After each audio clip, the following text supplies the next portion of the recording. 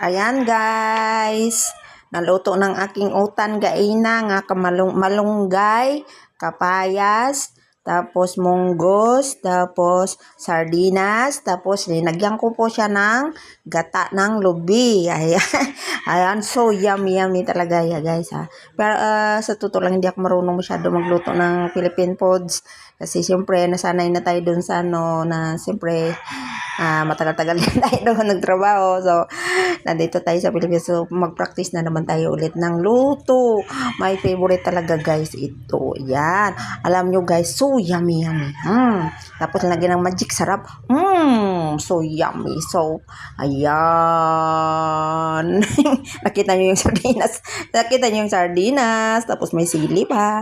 Ayan. Thank you so much for watching. More videos, more followers, more subscribers, ang lahat na nandito na sa papaya at munggos.